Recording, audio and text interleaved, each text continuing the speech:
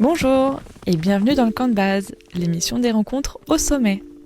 Dans ce nouvel épisode, je pars à la rencontre de Maëlys Bernot. Médiatrice scientifique, elle me raconte aujourd'hui un outil qu'elle a aidé à développer, la fresque de la montagne. Ce n'est pas un hasard si j'ai décidé de parler de science aujourd'hui, même si, vous le savez, je le fais souvent dans cette émission.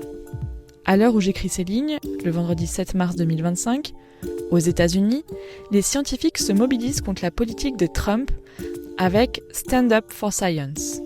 Ils se rassemblent pour faire entendre leur voix en réaction aux coupes budgétaires dans les financements de la recherche publique et aux licenciements décidés par le gouvernement. Une bonne occasion aujourd'hui dans le camp de base de découvrir le métier de médiatrice scientifique et de discuter des enjeux de la science en montagne en 2025. Car n'oublions pas que protéger la science, c'est protéger l'avenir. Et n'oubliez pas aussi, si vous aimez le podcast, partagez-le, abonnez-vous, participez sur Patreon pour le prix d'un café par mois. Tous vos soutiens sont évidemment extrêmement précieux. Bonne écoute.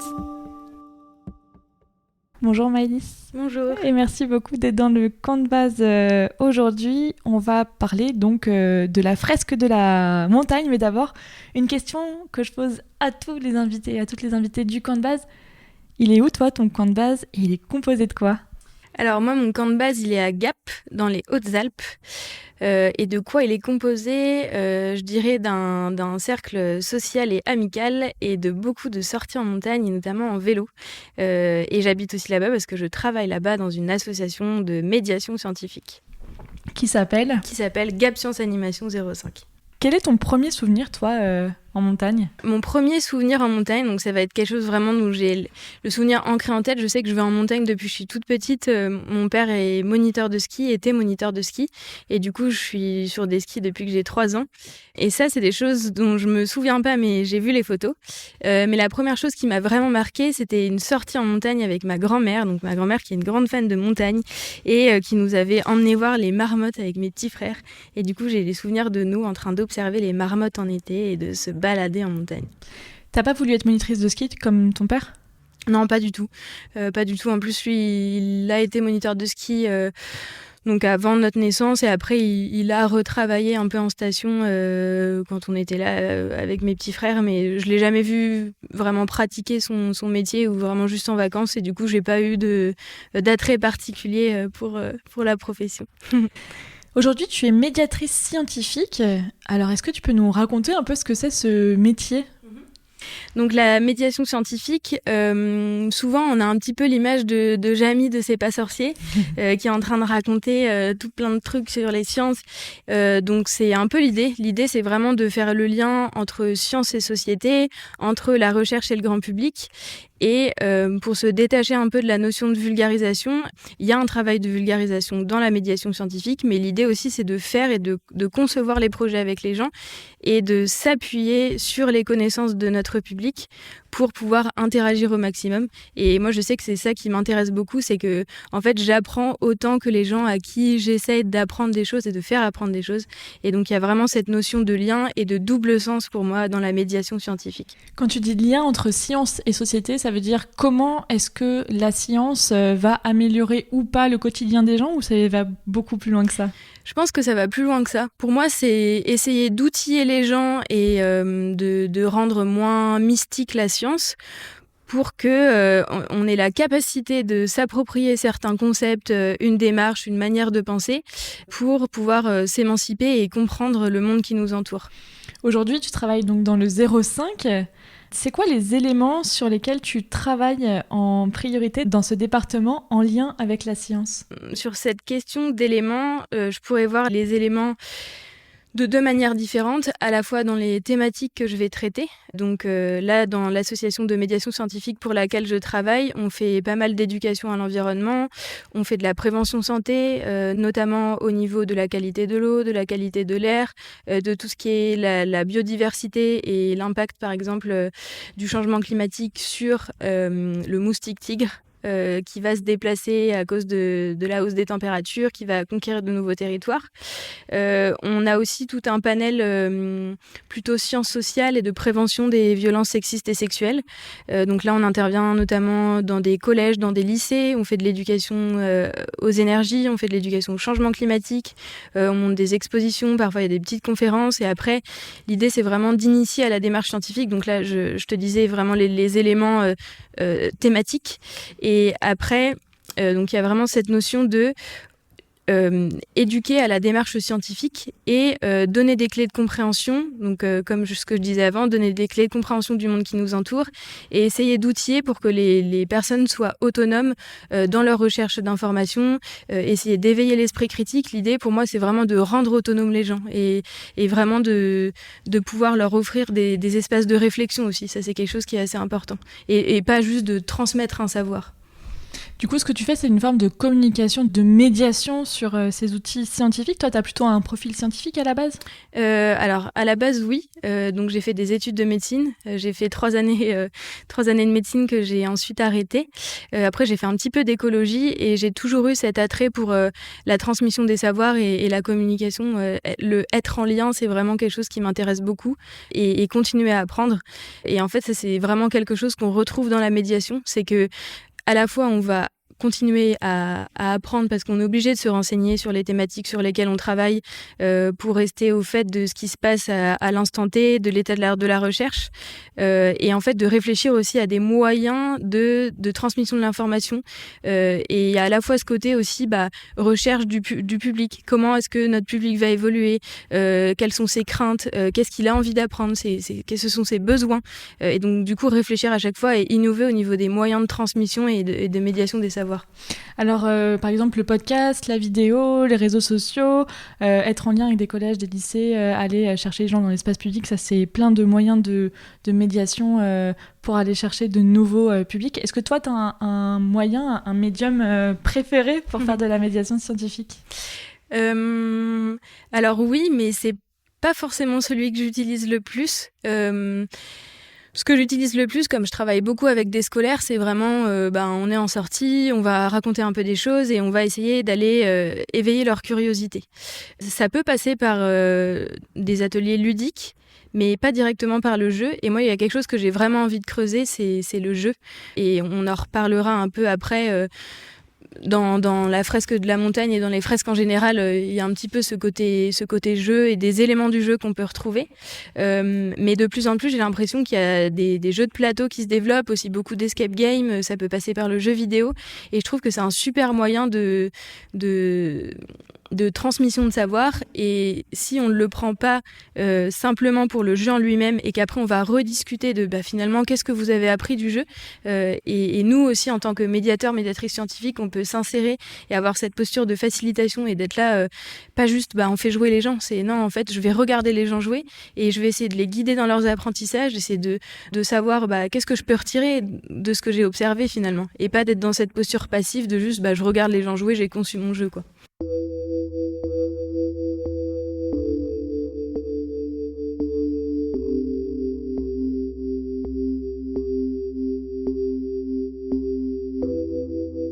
Dans ton mémoire de fin d'études que j'ai eu la chance de lire, tu fais l'état des lieux de différentes manières de faire de la médiation scientifique en montagne. Alors, il y a quelque chose qui a beaucoup attiré mon attention, c'est le tourisme scientifique. Est-ce que tu peux m'expliquer en quoi ça consiste ? Donc, le tourisme scientifique, l'idée, c'est de faire la passerelle entre le monde des sciences et celui du tourisme pour contribuer à une meilleure connaissance du territoire et de ses enjeux. Et du coup, l'idée, c'est de découvrir finalement un nouveau territoire tout en acquérant des connaissances scientifiques.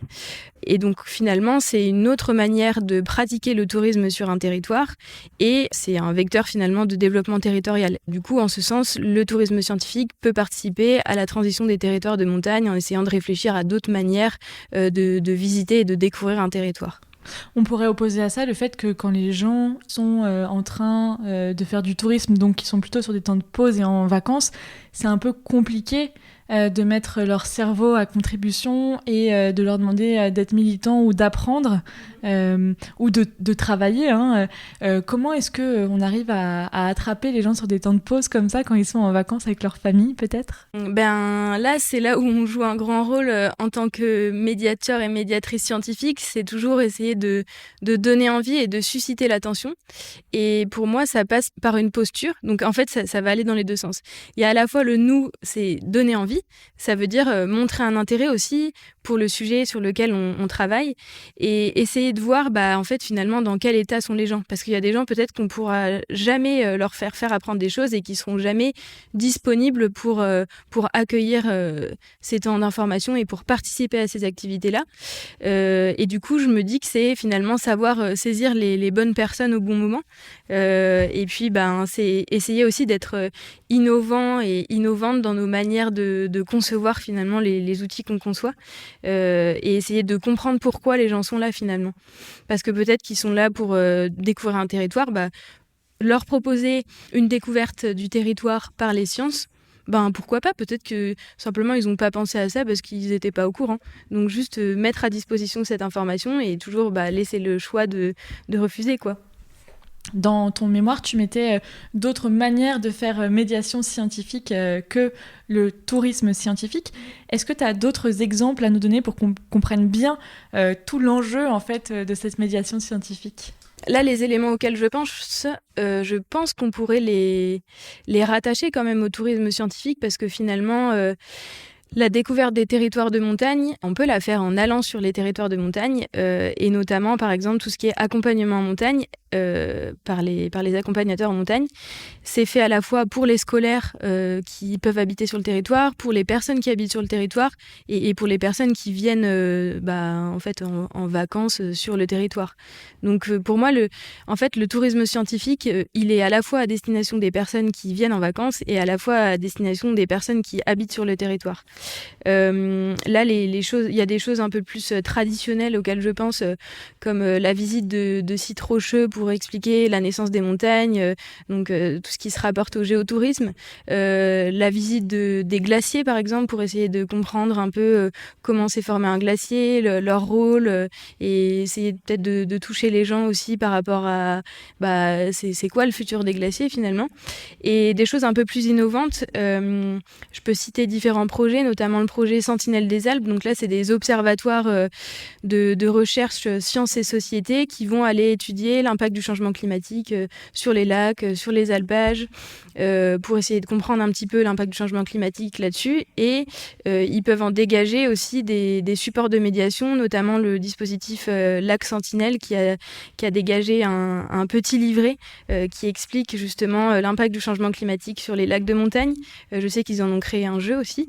Donc ça, c'est des choses un peu innovantes. Il y a aussi certaines itinérances qui peuvent être organisées, notamment des éco-traversées, donc qui vont emmener les gens en montagne pour aller découvrir et d'une manière scientifique la montagne aussi. Ouais, avec des scientifiques qui parlent tous les jours de sciences en montagne. J'ai fait l'éco-traversée de Dubaï. Génial. L'année dernière avec l'association Alpela. Effectivement, c'est super parce qu'on se rend compte tout de suite, on a été allé voir les glaciers rocheux par exemple avec Fanny Brun, et on se rend compte tout de suite dans le paysage comment est-ce qu'on les reconnaît, qu'est-ce que ça veut dire, pourquoi ils sont là, quels sont les nouveaux écosystèmes de biodiversité qui arrivent quand les glaciers se retirent, parce que c'est un peu terrible de dire ça, mais il y a aussi des choses nouvelles qui se créent avec la perte des glaciers. Ça veut pas dire qu'il faut perdre les glaciers, mais en tout cas il y a d'autres choses et d'autres fleurs qui apparaissent et on les avait reconnues sur le territoire. C'était super de voir justement ces nouveaux écosystèmes aussi. Est-ce que tu as d'autres exemples dans ce cadre-là de sciences en montagne? Il y a un centre, donc le jardin du Lautaret, au niveau du col du Lautaret. Donc c'est un jardin botanique qui accueille des chercheurs et des chercheuses et des éco-volontaires. Et donc il y a donc deux types d'éco-volontariat. Donc en général, c'est quand même des jeunes qui viennent faire de la médiation scientifique et faire des visites guidées au jardin. Et il y a des jardiniers, jardinières aussi qui viennent travailler l'été au jardin du Lautaret. Alors aujourd'hui, il existe beaucoup de fresques, la plus connue étant certainement la fresque du climat. Elle permet de développer de l'intelligence collective. Est-ce que tu peux d'abord nous parler d'Éduc Alpes qui porte cette fresque de la montagne ? Tout à fait. Educalp, qu'est-ce que c'est ? C'est un réseau d'éducation à la montagne qui existe depuis 2004. Et donc, l'objectif de cette association, c'est de mettre en réseau des acteurs du massif alpin français pour promouvoir et développer l'éducation à la montagne. Du coup, l'idée, c'est vraiment d'en faire un espace d'échange des acteurs de l'éducation à la montagne. Et l'idée, c'est de favoriser aussi des projets communs et la création de projets communs, notamment l'édition de supports pédagogiques, de guides pratiques, l'organisation de séjours en montagne, notamment pour favoriser l'accessibilité à la montagne pour les jeunes et aider les accueils collectifs de mineurs à organiser des séjours en montagne. Il y a aussi tout ce qui est coordination de formation, donc à la fois à destination des gardiennes de refuge, des professionnels pour parler du changement climatique, comme je l'ai dit juste avant, donc des accueils collectifs de mineurs pour oser emmener les jeunes en montagne. Et après, il y a des plus grosses opérations à l'échelle alpine, notamment la participation de cette association-là au groupe jeunesse, donc groupe de travail jeunesse du comité de massif des Alpes. Donc là, avec une insertion plus au niveau de la gestion politique des territoires alpins.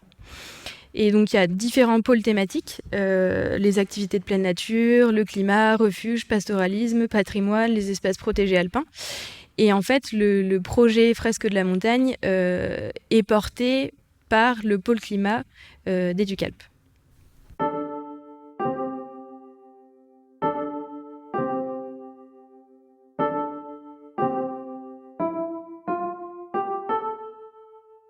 Quand j'ai dit autour de moi que j'allais faire un épisode sur la fresque de la montagne, on m'a beaucoup dit « Ah, j'ai jamais compris ce que c'était une fresque. Est-ce que c'est visuel ou pas ?» Est-ce que tu peux peut-être nous reprendre d'abord le principe des fresques ? Peut-être que je peux redonner un peu les éléments qui sont communs à toutes les fresques. Comme tu l'as dit juste avant, donc c'est des ateliers qui sont basés sur l'intelligence collective. Je peux essayer de redéfinir le terme. Donc l'idée, c'est de mettre en relation des personnes et d'utiliser les connaissances et l'expérience de chacune pour atteindre un objectif commun. Donc là, en l'occurrence, l'objectif commun à toutes les fresques, ça va être la compréhension d'un phénomène et essayer de faire émerger des solutions et de passer à l'action face à des mécanismes qui sont décrits en fonction de différentes thématiques. Ça peut être l'érosion de la biodiversité, parce qu'il y a plein de fresques différentes sur plusieurs thématiques. Tu l'as dit, la première fresque, ça a été la fresque du climat en 2015. Et les autres fresques sont arrivées en 2019, notamment la fresque du numérique, biodiversité et la fresque océane. C'est des ateliers qui sont coopératifs et ludiques, basés sur l'intelligence collective. En général, ça dure 3 heures et on peut les structurer en différentes phases. Il y a toute une première phase de compréhension des mécanismes et une deuxième phase de mobilisation pour passer à l'action. Et donc, c'est quelque chose qui est vraiment basé sur des échanges. On a toujours la présence d'un jeu de cartes, donc en première partie, qui facilite la compréhension des phénomènes. C'est basé sur des données sourcées. Donc, ça peut être des articles scientifiques, ça peut être des articles de vulgarisation. Et c'est ça pour moi qui en fait la légitimité. Le côté vraiment, en fait, tout ce qu'on dit a été prouvé scientifiquement. Il n'y a pas besoin de prérequis quand on a envie de participer à une fresque. Il n'y a pas besoin d'avoir des connaissances préalables sur le sujet. Donc c'est vraiment abordable et accessible par toutes et tous. Il y a vraiment cet objectif de passage à l'action et de transformation, d'accélérer la transition. C'est vraiment une des raisons d'existence principales des fresques. On veut les diffuser le plus largement possible, donc l'idée c'est que tout le monde puisse y avoir accès. Et en fait, ça capitalise un très grand nombre d'informations en un tout petit temps. Finalement, 3 heures, c'est assez court pour faire un état de l'art de la science sur un sujet qui est assez précis. On peut les démultiplier énormément parce qu'en fait, pour pouvoir animer une fresque, il faut simplement avoir participé à un atelier et se former. Donc finalement, en 6 heures, on est capable de pouvoir animer des ateliers de transformation collective. Du coup, il y a une certaine mécanique pédagogique qui est commune à toutes les fresques. Donc peut-être qu'on en reparlera un petit peu après quand j'expliquerai un peu comment fonctionne la fresque de la montagne. Et ça vient stimuler différentes formes d'intelligence, à la fois émotionnelle, créative, mobiliser des connaissances intellectuelles. Et tout ça, c'est géré par des communautés apprenantes. Donc c'est des communautés de personnes qui veulent diffuser l'atelier et qui continuent à apprendre ensemble, à apprendre auprès des publics auxquels ils vont m'ont donné l'atelier et à apprendre auprès des autres animateurs et animatrices. Et du coup, les ateliers, ils continuent à s'enrichir. En fait, une fresque, c'est pas juste je vais participer à un atelier, je vais apprendre des éléments sur une thématique donnée, mais en fait, c'est aussi toutes les personnes qui vont générer de la connaissance, structurer les associations, les ateliers derrière. Et il y a tout un gros travail justement qui rassemble énormément de personnes. Et donc, ça peut être un super sas de décompression et de se dire ok, je sais pas quoi faire, je suis complètement paralysée face à ce sujet-là. Et ben c'est parti, je vais rencontrer plein de monde, je vais apprendre des choses, je me mobilise et du coup ça donne vraiment pour moi des clés d'action pour passer à l'action et pour ne plus avoir ce sentiment d'impuissance. Alors justement, est-ce que tu peux nous présenter le déroulement d'une fresque de la montagne et nous raconter un peu quels sont les outils qu'on peut retrouver lors de cette fresque? Est-ce qu'il y a un jeu de cartes? Est-ce que c'est graphique? Moi, c'était vraiment mes copains qui me disaient est-ce qu'il y a des choses à voir? Est-ce qu'on dessine? Est-ce que c'est joli? Est-ce qu'on raconte une histoire? Qu'est-ce qu'on fait lors de la fresque de la montagne? Alors, la fresque de la montagne, donc, elle est un peu particulière par rapport aux autres fresques parce qu'elle se base sur un grand paysage. Donc, on a un grand paysage de montagne qui nous sert de support visuel pour décrire les causes et les conséquences du changement climatique en montagne. Donc, l'objectif de la fresque de la montagne, c'est de comprendre les causes et les conséquences du changement climatique en montagne et de se projeter dans les territoires de montagne en 2050. Donc, du coup, on a vraiment ces deux phases-là. Et peut-être que je peux aussi revenir sur la jeunesse du projet.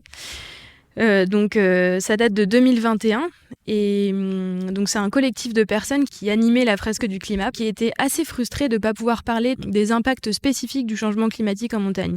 Et ils se sont dit, finalement, la fresque du climat a été déclinée sur plein de thématiques différentes, donc pourquoi pas inventer une fresque de la montagne. Donc c'est vraiment un projet collectif. Il y a pas mal de fresques qui ont été portées par une ou deux personnes. Là, il y a vraiment énormément de personnes qui ont travaillé sur le projet. Et donc moi, j'ai eu la chance de pouvoir coordonner la finalisation de la fresque de la montagne quand j'étais en stage de fin d'études de master de médiation scientifique à Educalp, voilà, en 2023. Et ça a été un travail qui a été hyper enrichissant. Je pense dans tout ce que j'ai pu faire, c'est un des travaux qui m'a apporté le plus et qui m'a le plus stimulée. Et du coup, on voulait vraiment en faire à la fois un outil de compréhension et un outil d'éducation politique. Je reviendrai sur ce point après. Donc c'est basé sur un grand poster de montagne et il y a toujours ce jeu de cartes. Donc comme je te disais que toutes les fresques, il y a un jeu de cartes. Et l'idée, c'est de balayer différentes thématiques et différents secteurs qui sont impactés par le changement climatique. Donc en fait, on a des cartes qu'on doit mettre en lien. Donc l'idée au début, c'est vraiment de rattacher les gens à la montagne. Et quand je te disais, moi ce que j'aime dans mon travail de médiation scientifique, c'est de comprendre d'où les gens parlent et essayer de comprendre ce qui les amène là. Pourquoi ils viennent faire ça. Donc essayer de les réancrer sur le paysage de montagne.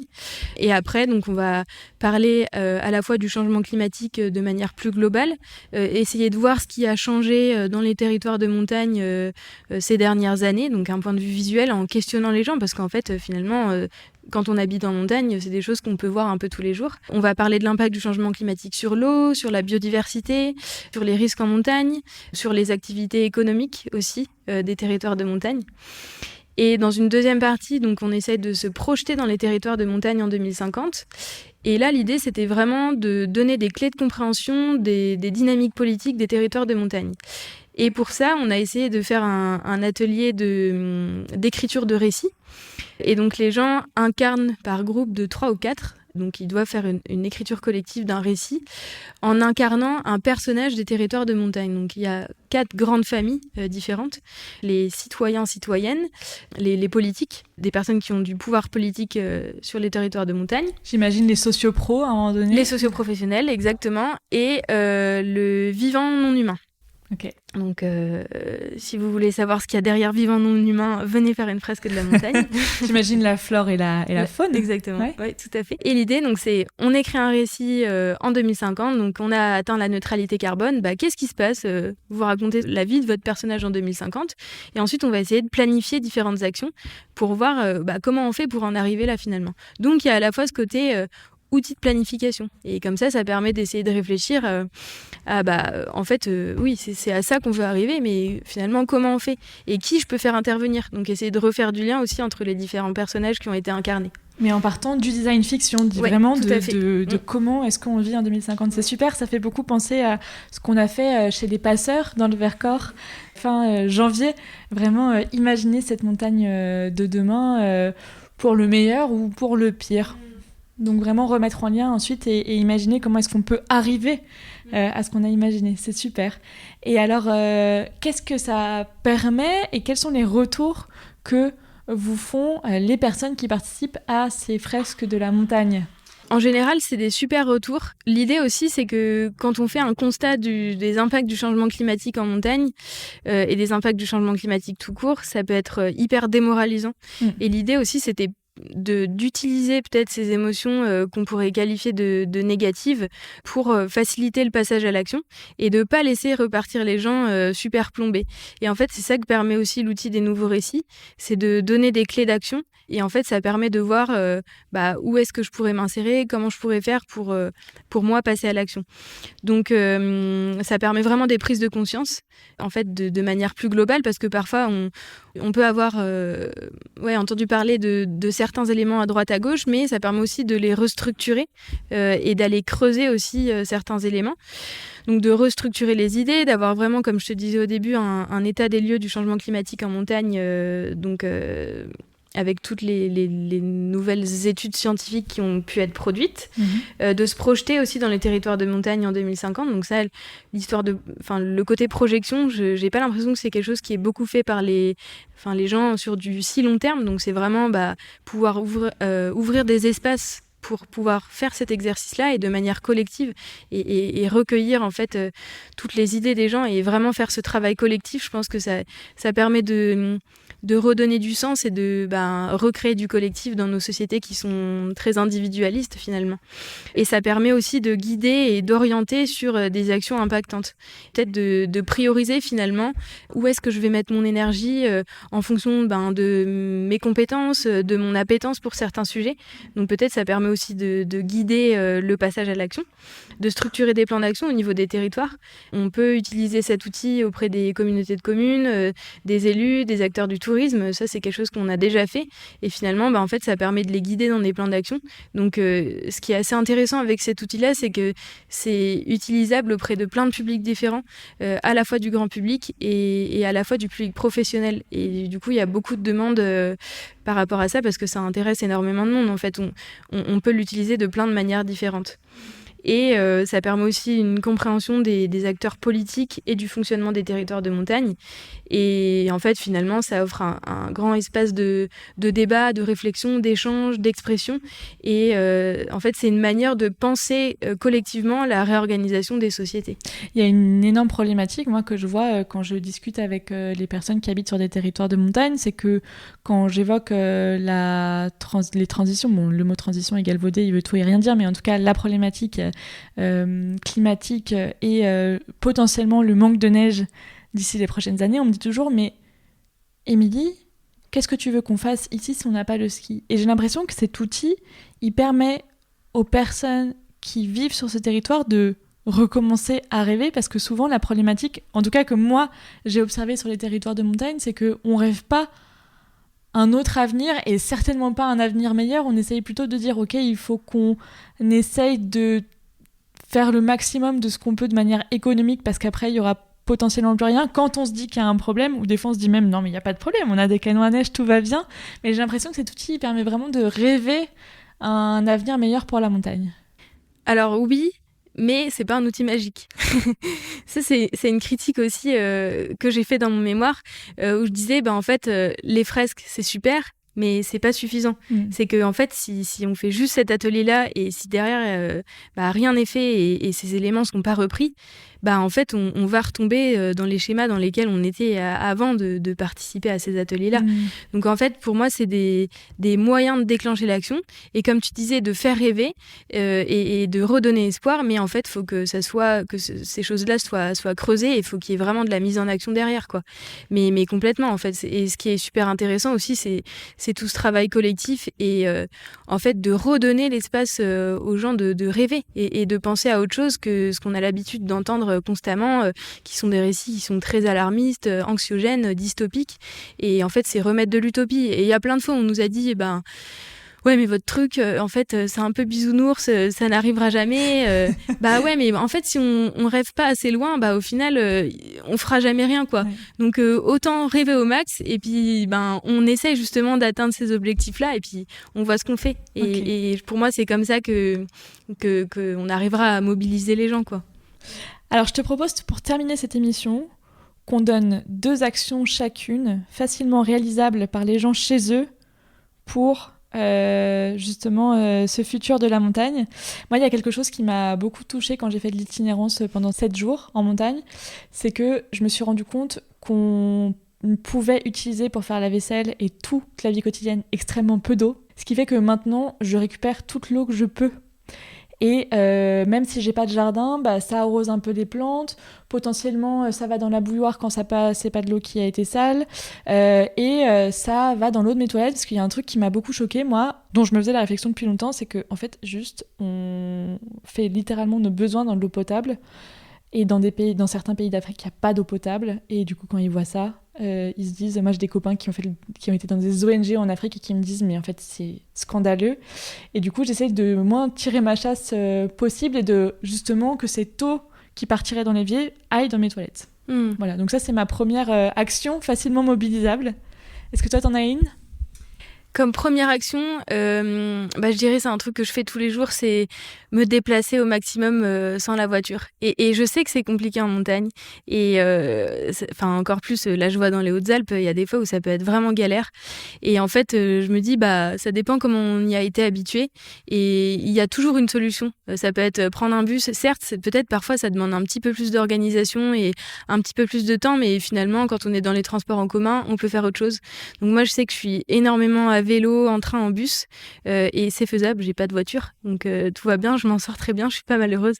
Donc je dirais, essayer au maximum de limiter nos déplacements en voiture, faire du stop, faire du covoiturage, donc vraiment, sur les transports, je pense qu'il y a vraiment des choses à faire. Ouais, la mobilité, c'est 60%, il me semble, des émissions en montagne, c'est énorme, enfin, c'est pantagruélique, quoi.